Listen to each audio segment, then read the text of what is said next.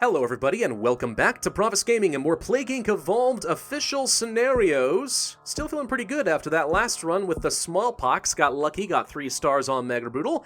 Now we're moving down into Sovereign Default, which I think should be a fair bit easier, so we're going to have some fun with it today. A failure to extend the debt ceiling in the US triggers a major financial rebalancing.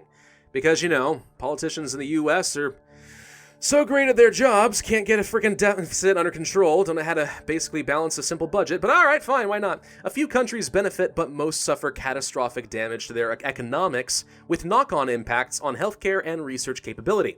Can things get any worse? So, from this scenario description, you can kind of guess that the United States is no longer going to be a wealthy country, and in fact, a lot of the world, especially Western Europe, is no longer considered to be wealthy either. Some countries are going to be doing just fine. Canada, for example, is doing great. Norway, of all places, is doing great.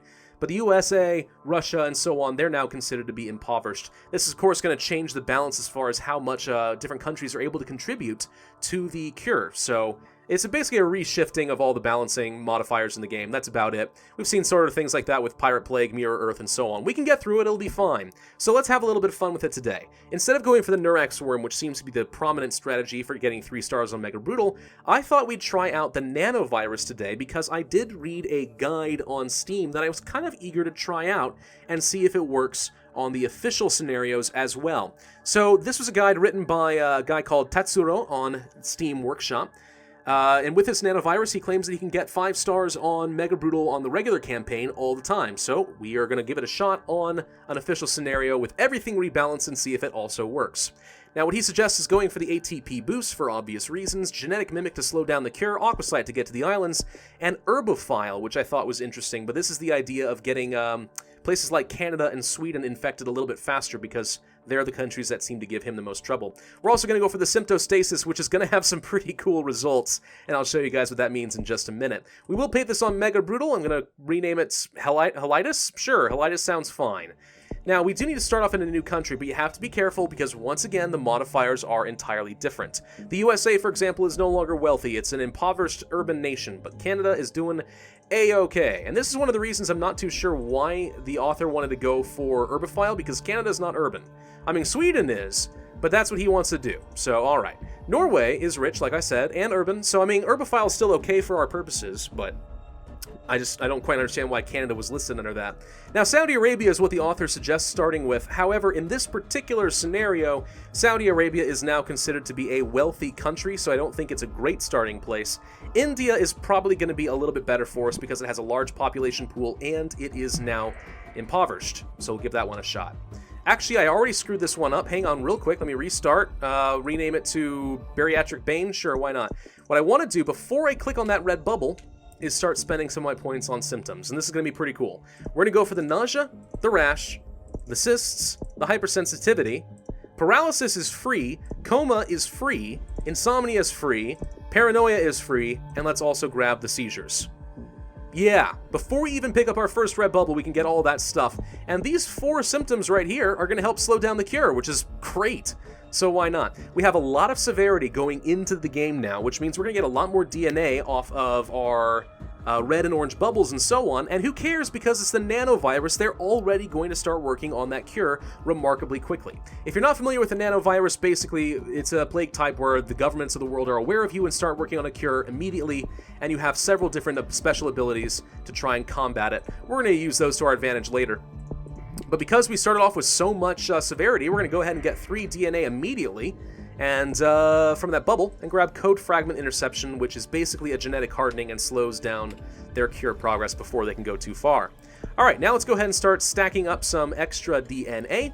Iceland has already started working on a cure.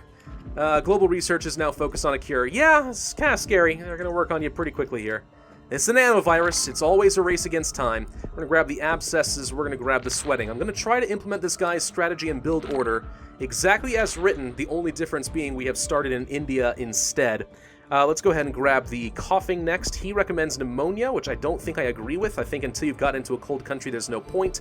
So it's better to get sneezing, but that's my personal opinion. Not like it matters too much. It only costs a couple DNA points, and we are playing on Symptostasis anyway. Now we're going to save a few points up to grab The skin lesions, they are already up to 15% of the cure, and we only have 100 people infected. Yep, that's the nanovirus for you, but it's going to be okay. There's actually a couple sneaky tricks you can use with the nanovirus to really max out that score pretty substantially. Now, these are all the symptoms we're going to grab for now. Let's go for some transmission. I'm going to grab some air and water transmission first, I think. Probably starting with water, given the fact that India is humid. It is hot. If we had started in Saudi Arabia, you typically would go for air first, using this guy's strategy, but since we've changed things up, I will take the creative liberty to make a couple modifications and see how well that works for us. Can get to 9 points, please. Need 9 DNA. And please, World Health Organization, do not fully sequence my genome early. What did I just say? Alright, that's gonna be fun. Alright, well, we're gonna be fighting a much faster cure now. You can imagine I'm thrilled about that, and they have an awareness day. Alright, we're getting the worst possible events here, making sure that we're going to get screwed over, but alright, let's go for water transmission level 2, and we want to grab air transmission level 2 after that. We will be working toward that extreme bio-aerosol, as you can imagine. Getting into the United States, alright, that's a pretty large population pool that is now impoverished, so they're not going to be working on that cure too quickly. Mass panic over 3D robotic juicer. How fun. Alright, extreme bioaerosol is done. Now, we need to start working on some more of our abilities. Okay, so the radical element stabilize is basically another kind of genetic reshuffle. So we'll use that to sort of reset the cure. And code fragment interception, segment interception, and so on is another kind of genetic hardening to kind of make it take longer. So let's grab that radical element stabilized first. And now we're going to get ourselves some more resistances, I think. And we've been placed on the watch list. We have literally gotten every possible bad event for us. That's going to increase their cure progress. On a scenario like the nanovirus, that's generally speaking not a good thing. So I'm thrilled about that. I'm going to grab the drug resistance level first. We probably want to grab some heat resistance as well. That is what is recommended. It's going to cost us 16 DNA. Of course, we're playing on Mega Brutal, so we have to worry about the genetic drift, which is another reason spending your points immediately is going to be so darn important. There's our drug resistance level 2, and the nanovirus has something special called drug immunity. Intelligent cell receivers able to repel all modern medicine for 19 points. Very, very useful, especially since the wealth has been redistributed in this world, and places like Canada are going to be especially resistant at this point. But okay, now we have that. We want to go for, I think it was code segment interception next, so we'll do that, kind of slow down the cure progress. Okay, doop-a-doop-doop-doop, and that's going to cost 14 DNA. Next, we're going to go for the, actually, this author recommends going for Replication Factory Overload now. This is going to overload the virus replicators for several weeks to significantly boost infectivity. We are going to have a massive boost to our infectivity for a while. However, the overload will damage the replicators, slightly reducing infectivity in the long run. But we're going to be okay with that in exchange for a short boost. So we're going to grab that first. It's going to cost us 16 DNA points, like so, and hopefully this will get us into every island, every country in the game. Now we're going to go for some extra levels of genetic hardening. Replicator overload, everything is in overdrive. We've overclocked our computer. More genetic hardening, trying to slow down that cure. We're in Madagascar, good, good, good. The next thing we want to go for was probably Encryption Breached, which will, once again, reset the cure progress a fair bit. France is leading the global cure effort. Alright, well, have fun with that, France.